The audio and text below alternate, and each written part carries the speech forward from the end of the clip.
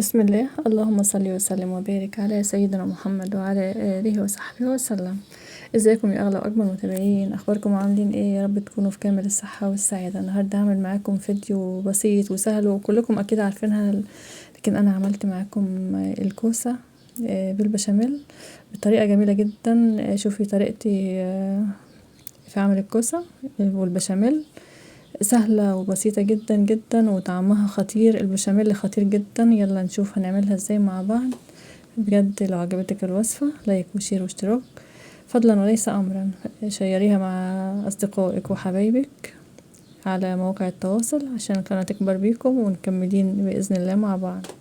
يلا بسم الله نبتدي. صلوا على الحبيب. اللهم صل وسلم وبارك على سيدنا محمد وعلى آله وصحبه وسلم. معايا نص كيلو لحمة مفرومة، ممكن لو عايزة تحط ربع كيلو برضو مش في مشكلة خالص، اللي موجود عندك. ممكن بصدور فراخ تقدر تعمليها. ومعايا معلقة صغيرة فلفل اسمر وربع معلقة من القرفة، ربع معلقة ايوه من القرفة، وربع معلقة من الكباب الصيني مطحونة والقرنفل الاتنين مع بعض ربع معلقة.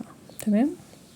نزلنا باللحمة زي ما شفتي كده، وبعد ما خدت صدمة كده ونزلنا عليها وقلبناها نزلنا عليها بالبصل والبهارات، وهنحط كمان معلقة خل عشان تفك اللحمة بتمسك في بعضها كده.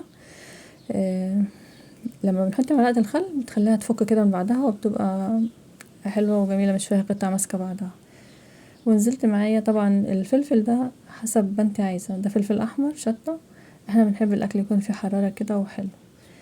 نزلت بيه عليها الفلفل وخلاص. اللحمة استوت وشلتها على جنب. ونزلنا ده كيلو كوسة، يعني ممكن تعملي كيلو ونص، 2 كيلو ونص زي ما انت عايزة. ده كيلو كوسة غسلتها كويس قوي ونضفتها كويس قبل ما اقشرها. بعد كده قشرتها ومش تقشير طبعا، خربشتها كده بالمقوار بتاع الكوسة او بسكينة مشرشرة اللي هي المنشار اللي عندك. تمام. وبعد ما قشرتها غسلتها كويس قوي، وبعد كده قطعتها تقطيعة كده زي ما انت شايفاها، ما تكونش محملة قوي ولا تكون رقيقة قوي عشان مش تتهري منك. وبدأت بقى حطيتها على الزيت وحطيت عليها رشة فلفل اسمر. وانت كل شوية بنقلب كده، رايحين جايين نقلبها. لو لقيتي حاجة استوت منها طلعيها، مش تستني لما تطلع كلها مع بعضها عشان ما تتهريش. لو حاجة اتهرت منها هتطلع البذور، ما هي صغيرة اي نعم ما فيهاش بذور لكن هتتهري، هيبقى شكلها مش حلو. تمام. هنبدأ نعمل البشاميل. حطيتها على المصفى زي ما شفتوا الاول. معايا 5 معالق من الدقيق و5 معالق من السمنة او سمنة وزيت، سمنة وزبدة اللي عندك. انا حطيت سمنة وزبدة. نزلت برشة فلفل اسمر ورشة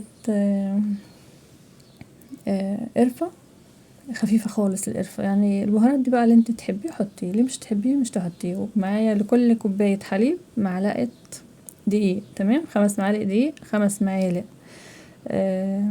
سمنة او زبدة او اي مادة دهنية تحبيها، و5 كوبايات من اللبن. تمام. عشان البنوتات الصغيرين الحلوين اللي لسه مش عارفين نحط قد ايه اللبن او نشا او اقصد دقيق. حطيتي 5 كوبايات لبن هتحطي 5 معالق دقيق، يطلع معاكي البشاميل مظبوط وزي العسل. انا ما نزلتش باللبن كله مرة واحدة، نزلت بشوية سبت حوالي نص كوباية من اللبن، لكن لقيته تقيل زي ما انت شايفة كده.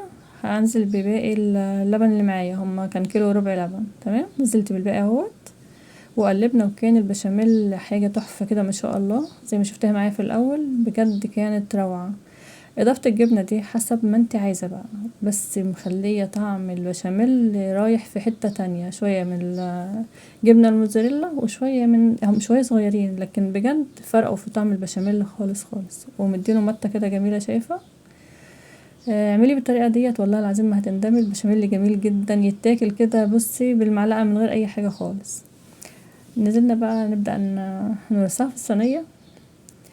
نزلنا بطبقة من البشاميل وهنرصها كده واحدة واحدة، مش زي المكرونة. طبعا المكرونة بنيجي قلبين او بناخد بالكبشة كده ونحط، لا احنا هنرص واحدة واحدة عشان الكوسة طبعا لو قلبنا مش هنعرف نفردها كده في الصينية. ونزلنا بكمية اللحمة المفرومة اللي عملناها عصجناها، طبعا حطينا بهارات للحمة المفرومة، مش فاكرة قلتلكم ولا لأ في البداية. البهارات اللي تحبيها حطيها، لكن اساسي قرفة وقرنفل بيخلي ريحتها وطعمها حلو قوي، والفلفل الاسمر ده شيء اساسي في الوصفة في التعصيج اللحمة، وشوية جبنة خفيف كده لو مش عايزة تحطي برضو براحتك. لكن الطريقة ديت حلوة جدا جدا وبسيطة وسهلة، يا رب تعجبكم، وتشيروا الفيديو لحبايبكم واصدقائكم. ونزلنا بباقي البشاميل على الوش بعد ما رصينا الرصة التانية كده على الوش. ممكن تعمليها 3 طبقات، لكن الصينية عندي كبيرة، يا دوب بالعافية الكيلو رص دي الصينية الكبيرة في الطقم. عملنا طبقة تحت واللي فوق كملها بالعافية يعني. فلو عايزة تعملي صينية كبيرة زي كده هتحتاجي كيلو ونص كوسة، هيعمل طبقتين بس مش اكتر. رشة جبنة على الوش موزاريلا وجبنة رومي الطازة. بص بقى طعمها وريحتها حكاية وقلبت الدنيا.